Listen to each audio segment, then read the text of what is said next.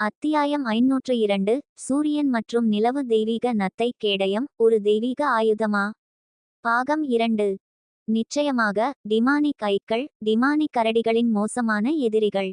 இந்த கரடிகளுக்கு உடல் தற்காப்பு அபாரமாக இருக்கலாம், ஆனால் மனத்தாக்குதல்களுக்கு எதிராக அவை பெருமைப்படுத்த முடியாதவை.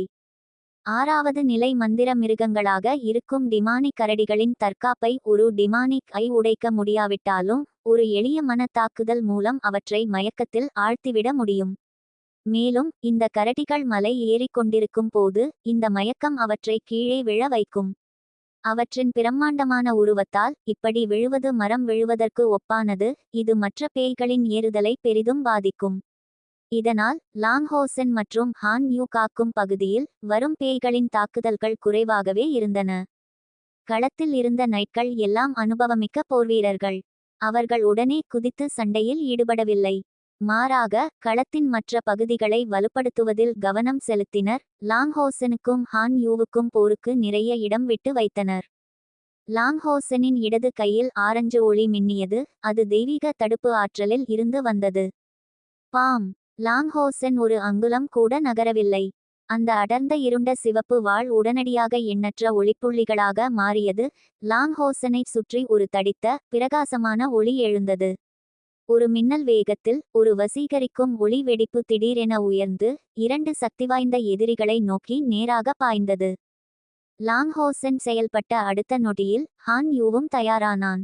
அவனது முதுகில் உள்ள இறக்கைகள் லாங்ஹோசனை பின்தொடர்ந்தன. பறந்தவுடன் அவனது கண்கள் இரத்தச் சிவப்பாக மாறின. வலது பக்கத்தில் இருந்த பேய் தளபதியை நோக்கி அவன் பாய்ந்தான். டிமானிக் ஐ ஹான் யூவை ஒட்டிக்கொண்டு அவனை பின்தொடர்ந்தது. மின்னல் வேகத்தில் லாங்ஹோசென் பயங்கர வேகத்தை எட்டினான். 2 பேய் தளபதிகளுக்கு நடுவில் உள்ள பகுதியை நோக்கி இருவரையும் ஒரே நேரத்தில் தாக்குவது போல சென்றான். பேய் தளபதி சகோதரர்கள் வெறுமனே இரட்டையர்கள் இல்லை. அவர்களின் முகங்களில் இளக்காரமான புன்னகை தோன்றியது. ஒருவன் வலது கையில் வாளை பிடித்திருந்தான், மற்றவன் இடது கையில் வாளை வைத்திருந்தான். இருவரும் மற்றொரு கையை இறுக பற்றிக் கொண்டனர்.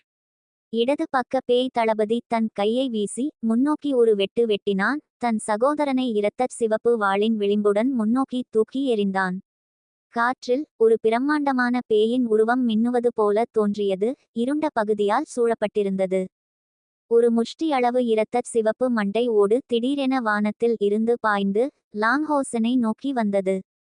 இந்த இரத்தச் சிவப்பு மண்டை ஓடு சிறியதாக இருந்தாலும் அது தோன்றியவுடன் லாங்ஹோசனுக்கும் ஹான் யூவுக்கும் ஒரு லேசான பய உணர்வு ஏற்பட்டது. அந்த நொடியில் டிமானிக் ஐ எதிர்வினையாற்றியது. அந்த பிரம்மாண்டமான கண்ணைச் சுற்றி 1 மீட்டர் விட்டத்தில் மென்மையான திரிபு அலைகள் பரவின. உடனடியாக இரத்தச் சிவப்பு மண்டை ஓட்டின் பின்னால் உருவாகியிருந்த கருப்பு மூடுபனி அகற்றப்பட்டு 2 பேய் தளபதிகளின் உருவங்கள் வெளிப்பட்டன. அதே நேரத்தில் அந்த மனத்தாக்குதல் அவர்களை மெதுவாக்கியது. மின்னல் வேக நிலையில் லாங்ஹோசென் உண்மையிலேயே மிக வேகமாக இருந்தான். அந்த சிவப்பு மண்டை ஓடு தோன்றியவுடன் அவன் எதிரியுடன் மோதுவதற்கு நேரமே எடுக்கவில்லை. ஆனால் மோதியது அவனது உடல் இல்லை, மாறாக அவனது நத்தை ஓடு வடிவ கேடயம். அது உடனடியாக 1/3 மீட்டர் விட்டத்துக்கு சுருங்கியது. பாம் என்ற ஒலியுடன் இரத்தச் சிவப்பு மண்டை ஓடு கேடயத்தை தாக்கியது. ஒரு மென்மையான ஆரஞ்சு ஒளி சுற்றிலும் பரவியது. அந்த பயங்கரமான சக்தியை மாயமாக கரைத்தது. உண்மையில் பேய் தளபதி சகோதரர்கள் கைகளை இணைத்தபோது அவர்களின் ஒருங்கிணைந்த சக்தி ஏற்கனவே 9வது நிலையை எட்டியிருந்தது. இந்த இரத்தச் சிவப்பு மண்டை ஓடு ஒரு சரியான ஆன்மீக உயர்நிலைக்கு ஒப்பானது. துரதிர்ஷ்டவசமாக அவர்கள் எதிர்கொண்டது ஒரு புராண ஒளி தெய்வீக மிருகத்தின் மாற்றத்தில் உருவான ஒரு மகத்தான கேடயம். ஆனால் இந்த இரத்தச் சிவப்பு மண்டை ஓடு வெறும் தாக்குதல் திறனாக மட்டுமல்லாமல் தாக்குதல் சக்தி கரைந்த பிறகு அது உயிருடன் இருப்பது போல கேடயத்துடன் ஒட்டிக்கொண்டது. ஒரு இருண்ட சிவப்பு ஒளியுடன் மண்டை ஓடு வடிவ முகம் ஒரு பேயாக மாறி சூரியன் மற்றும் நிலவு தெய்வீக நத்தை கேடயத்தை கடித்தது. பேய் தளபதி சகோதரர்களின் இந்த திறன் மிகவும் கொடூரமானது. இந்த 2 சகோதரர்களுக்கு பிறவியில் கிடைத்த திறமைகள் மரண பேய் கடவுள் சமினாகாவின் பாராட்டை பெற்றன. அவர் தனிப்பட்ட முறையில் அவர்களுக்கு ஒரு காலம் பயிற்சி அளித்தார். எனவே ஒரே நிலையில் உள்ள மற்ற பேய் தளபதிகளை விட அவர்கள் திறன்களில் மிகவும் மேலோங்கியிருந்தனர். இல்லையெனில் மகத்தான மித்ரில் அடித்தள கவசம் அணிந்த ஒரு தாக்கும் நைட்டை எதிர்கொள்ள அவர்கள் முன்வந்திருக்க மாட்டார்கள். மேலும் இந்த இரத்த சிவப்பு மண்டை ஓடு ஒரு பயங்கரமான மாசுபடுத்தும் திறனையும் கொண்டிருந்தது. இந்த மண்டை ஓட்டை உருவாக்க ஒரு பேயின் இரத்தமும் ஆன்மாவின் ஒரு பகுதியும் தேவை. எனவே இதை ஒரு திறனாகவோ அல்லது ஒரு உபகரணமாகவோ கூறலாம். முந்தைய முயற்சிகளில் இந்த இரத்த சிவப்பு மண்டை ஓடு கடித்த பிறகு புராண உபகரணங்கள் கூட சேதமடையும் அல்லது அழிந்துவிடும். மகத்தான உபகரணங்கள் கூட பெரிதும் பாதிக்கப்படும். அவர்கள் இந்த மகத்தான கேடயத்தை பார்த்தவுடன் இந்த இரத்த சிவப்பு மண்டை ஓட்டை பயன்படுத்த முடிவு செய்தனர். இந்த பொருள் இரத்த பகை என்று பெயரிடப்பட்டது. இது எந்த மனித வீரருக்கும் தலைவலியை தரும் ஒரு சக்திவாய்ந்த சாபத்திறன். துரதிர்ஷ்டவசமாக அவர்கள் இந்த நாளில் தவறான எதிரியை தேர்ந்தெடுத்தனர். இந்த இரத்த பகையை லாங்ஹோசெனின் மித்ரில் அடித்தள கவசத்தை நோக்கி அவர்கள் இலக்கு வைத்திருந்தால் ஒருவேளை ஏதாவது விளைவு ஏற்பட்டிருக்கலாம். லாங்ஹோசனை அதன் விளைவுகளை அகற்ற சிறிது நேரம் செலவிட வைத்திருக்கலாம். ஆனால் அவர்களின் துரதிர்ஷ்டத்துக்கு இந்த முறை அவர்கள் இலக்கு சூரியன் மற்றும் நிலவு தெய்வீக நத்தை கேடயம்.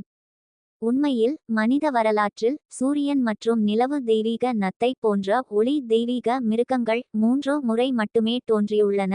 ஒளி தேவியின் பிரதிநிதிகளாக அவற்றின் ஒளி பண்பு லாங்ஹோசனை போன்ற ஒளியின் வாரிசை விடவும் தூய்மையானது. இப்படிப்பட்ட தூய ஒளி பண்பு இந்த வகையான சாப மந்திர பொருளால் மாசுபடுத்தப்பட முடியுமா? சூரியன் மற்றும் நிலவு தெய்வீக நத்தையின் ஆரஞ்சு ஒளி மின்னிய அதே நேரத்தில் ஒரு மென்மையான ஒளிரும் மின்னல் கேடயத்தில் இருந்து பரவி அந்த இரத்த பகையை முழுமையாக உள்ளடக்கியது. பின்னர் சூரியன் மற்றும் நிலவு தெய்வீக நத்தை கேடயம் தீவிரமாக ஒளிர்ந்து ஒரு தீவிரமான ஒளிக்கதிரை வெளியிட்டு சுற்றியுள்ள இருளை முழுமையாக விரட்டியது. இந்த பிரகாசமான ஒளியின் எல்லைக்குள் லாங்ஹோசெனும் ஹான் யூவும் சூரிய உதயத்தால் புத்துணர்ச்சி பெற்றது போல உணர்ந்தனர். ஒரு பிரம்மாண்டமான சூரியன் தோன்றியது. லாங்ஹோசெனின் இடது கை கனமாக உணர்ந்தது. அவனது உடலில் உள்ள ஆன்மீக ஆற்றல் பயங்கர வேகத்தில் உறிஞ்சப்பட்டது. ஒரு நொடிக்குள் 50,000 அலகு ஆன்மீக ஆற்றல் அப்படியே உபயோகிக்கப்பட்டது. ஆனால் அதிர்ஷ்டவசமாக இந்த அளவு மித்ரில் அடித்தள கவசத்தில் இருந்து பெறப்பட்டது. இல்லையெனில் அவன் முழுவதுமாக உறிஞ்சப்பட்டிருப்பான். ஆனால் இந்த ஆற்றல் வீணாகவில்லை. இந்த பயங்கரமான பிரகாசமான ஒளியின் செல்வாக்கில் பேய் தளபதி சகோதரர்கள் திடீரென நின்றுவிட்டனர். அவர்கள் வலியில் கத்தினர், ஆனால் முற்றிலும் அசையாமல் இருந்தனர். அவர்களின் உடலில் இருந்து ஒரு கருப்பு வாயு வெளியேறியது. அவர்களின் உடல்கள் பயங்கர வேகத்தில் சிதைந்தன. என்ன நடக்கிறது? எதிரிகள் மட்டுமல்ல, லாங்ஹோசெனும் அதிர்ச்சியடைந்தான். இது மிகவும் தீவிரமாக இருந்தது. இது வானத்தில் முக்கியமாக தடுப்பு சக்திகளாக இருந்த லாங்டியானிங்கையும் சமினாகாவையும் கவனத்தை ஈர்த்தது. அந்த தங்க நிறம் உண்மையிலேயே அசாதாரணமாக இருந்தது. அதற்குள் 7 வண்ணங்களின் வானவில் மின்னுவது போல, மென்மையான அலைகள் உள்ளே அலைவது போல இருந்தது. இந்த நிகழ்வு 100 மீட்டர் விட்டத்தில் உள்ள பகுதியை உள்ளடக்கியது. அதில் லாங்ஹோசென், ஹான் யூ, டிமானிக் ஐ மற்றும் 2 பேய் தளபதிகள் மட்டுமே இருந்தனர்.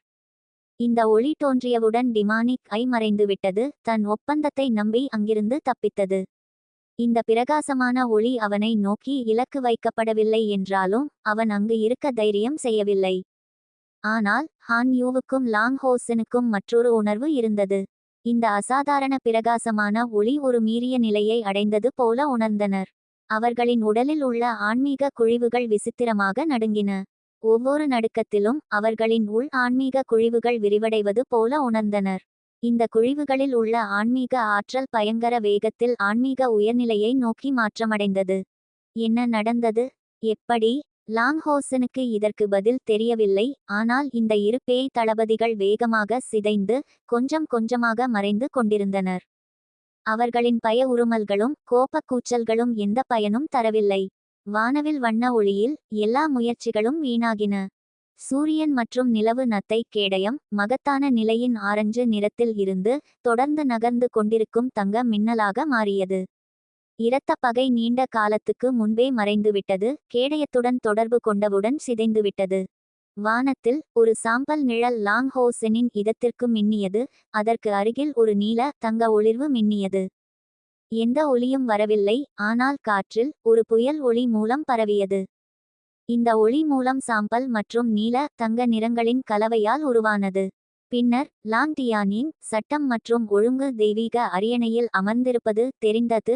சமினாகா தன் அசல் இடத்திற்கு திரும்பினான். அவனது உடல் சில சாம்பல் அலைகளை வெளியிட்டது. முந்தைய மோதலில் இரு தரப்பினருக்கும் நன்மை இல்லை. ஆனால் அவர்களின் முகங்களை பார்க்கும்போது லாங் டியானிங் வெளிப்படையாக மிகவும் பதற்றமாக இருந்தார். நிச்சயமாக சமினாகா இந்த பேய் தளபதி சகோதரர்களை காப்பாற்ற முயன்றார். ஆனால் லாங் டியானிங் அவனை தடுத்தார். இதுவரை இரு படைகளும் மிகவும் கட்டுப்பாட்டுடன் இருந்தன. மற்ற 9வது நிலை வீரர்கள் இரு தளபதிகளையும் பின்தொடரவில்லை. ஏனெனில் பேய்களோ அல்லது நைட் கோவிலோ இப்படியான இழப்புகளை தாங்க முடியாது. மரண பேய் கடவுளாக சமினாகா தன் உயர்மட்ட வீரர்கள் இறப்பதை பார்த்து பதிலளிக்காமல் இருக்க மாட்டார்.